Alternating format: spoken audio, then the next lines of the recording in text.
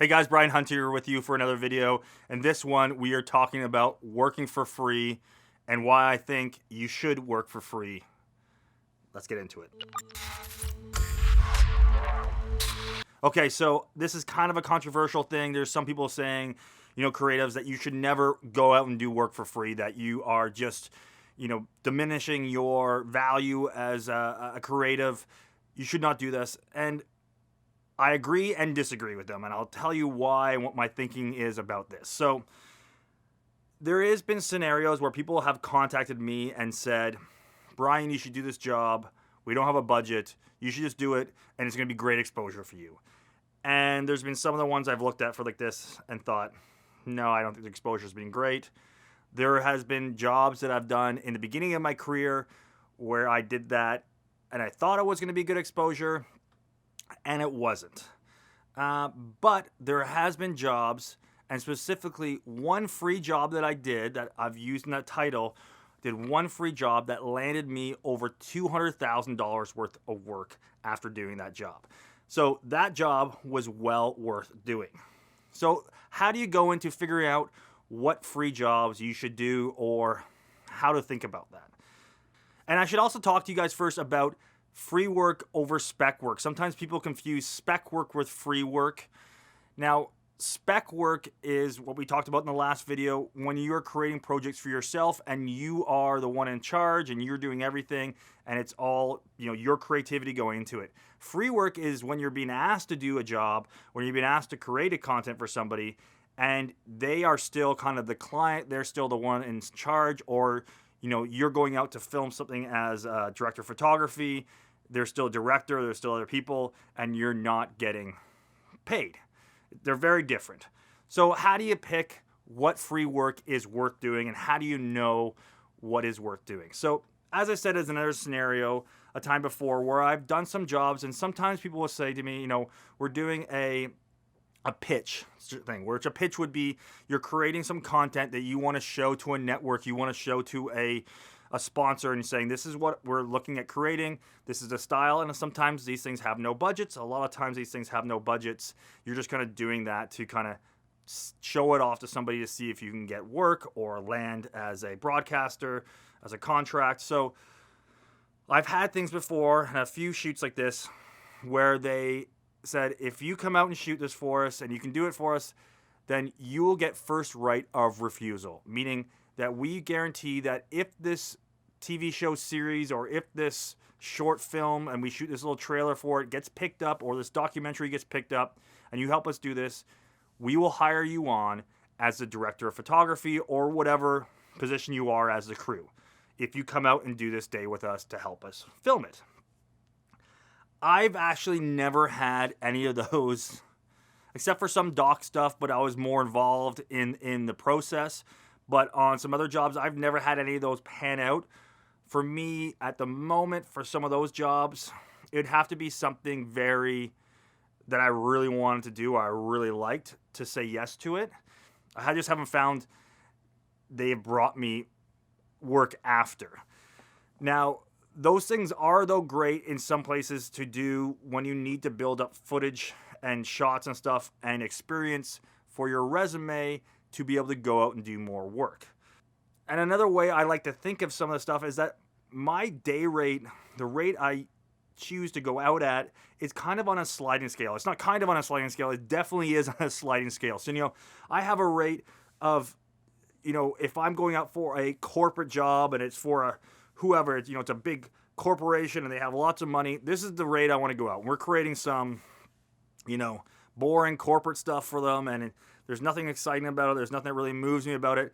I want to get my full rate. Now, if there's a job that comes in or somebody comes to me, especially producers that I've worked with a lot in the past that I know are honest with me and tell me that their budgets are good or their budgets aren't good, and they say, Brian, this is a project we're doing. It's for this organization. It's something we're trying to pitch. We don't have your full day rate. We have half of that. Here's the angle. This is what we're trying to do. Are you interested? And yeah, it depends. Sometimes I am. And again, if it's a really cool thing and it's something really interesting or something that is meaningful for me, it's something that I want to produce, or I want to have my name on, or I want to help people produce, I would do it for free. I mean, I joke about this with another friend of mine. It's like, we would all work for free if we were creating the best stuff, or the stuff that we want to create all the time. I mean, you couldn't do it all the time because you can't be making a living, but you want to be doing some of the other jobs so you can still say yes to the free things. Now, getting to the job that landed me $200,000 worth of work after. So this was a job, and the person actually didn't ask me to do the job for free. They just had a very small budget. They wanted to create a video to promote a product that they had, they just came up with.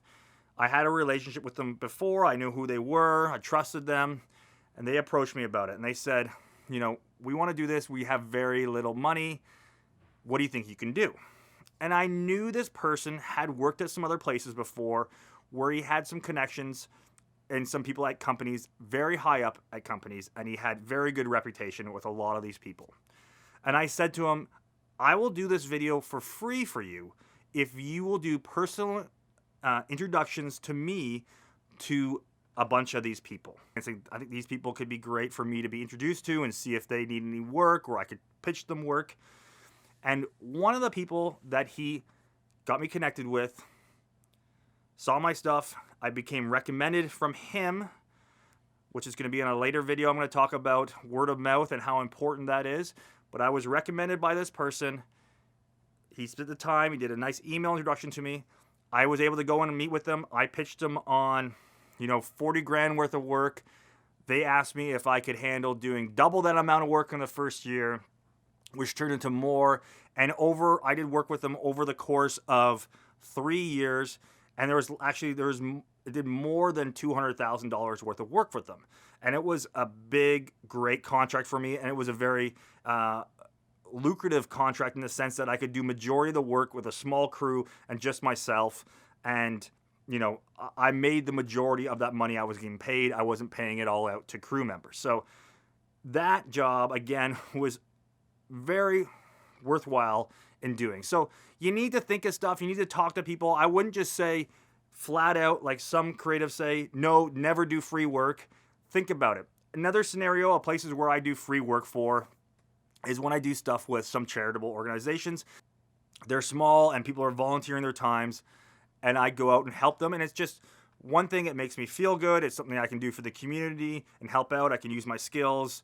It really doesn't cost me that much because I already own the equipment and I have people working for me, so we can go and do it. But it does help to bring in some work because people see that. They like to promote that you help them with this. They even like to promote it even more when you did it for no cost or very low costs.